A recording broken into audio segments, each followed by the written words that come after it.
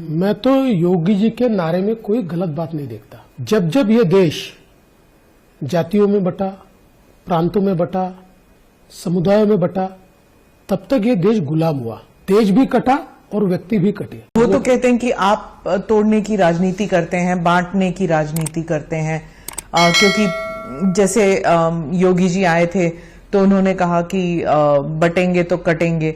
ये इस तरह का नारा जब आप देते हैं, आपकी पार्टी देती है, तो आप काटने का काम करते हैं। देखिए, मैं तो योगी जी के नारे में कोई गलत बात नहीं देखता।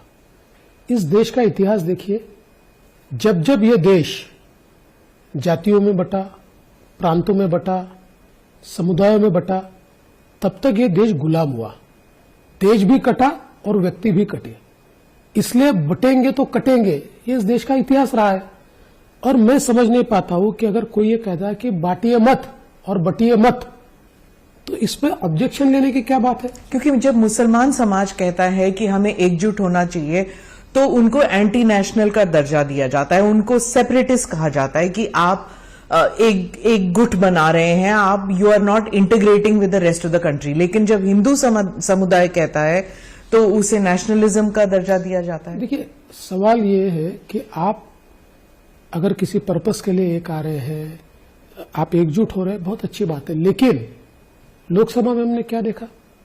लोकसभा में हमने देखा वोट जिहाद। लोकसभा में उनके धर्मस्थलों से बैनर लगाए गए, महाविकास आघाड़ी को वोट नहीं दिया तो अल्लाह के साथ बेईमानी है, ऐसे वोट लगाए, ऐसे बैनर लगाए गए।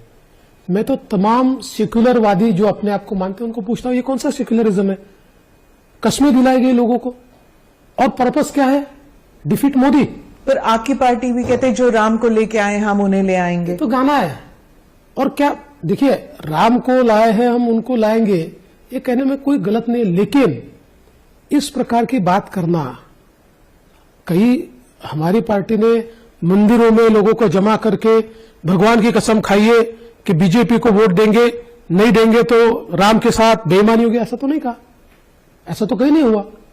और सबसे बड़ी बात यह है कि आज देखिए, जिस प्रकार की परिस्थिति लोकसभा के बाद तैयार हुई, अब जो डर हमको था, ये वापिस महाविकास आघाड़ी तलवे चाटने की राजनीति कर रही है। मैं एक उदाहरण आपको कहना चाहता हूं। किसके तलवे चाट रही है? मुस्लिम उलेमाओं के। क्योंकि मैं उदाहरण आपको बताना चाहता हूं। अभी उलेमा काउंसिल ने उनको समर्थन घोषित किया, 17 मांगे उन्होंने रखी थी। इन्होंने बाकायदा पत्र दिया है कि 17 मांगे हम मंजूर करते हैं। मुझे उसमें आपत्ति नहीं है अगर कोई मांगे रखता है, कोई मंजूर। मांगे कौन सी है? मैं एक मांग आपको बताता हूं। उसमें से एक मांग उसमें से है, 2012 से 2024 तक महाराष्ट्र में जो दंगे हुए, उन दंगों में जिन मुस्लिम समुदाय के लोगों पर केसेस हुई है, वो सारी केसेस खारिज की जाएगी, वापस ले ली जाएगी। अब मैं सवाल पूछना चाहता हूं कि ये कौन सी राजनीति चल रही है?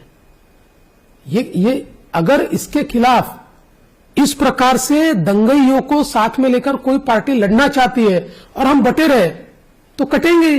अगर आप ये वीडियो YouTube पर देख रहे हैं तो हमारे चैनल को सब्सक्राइब कर बेल आइकन दबाएं, और Facebook पर देख रहे हैं तो हमारे पेज को लाइक करें।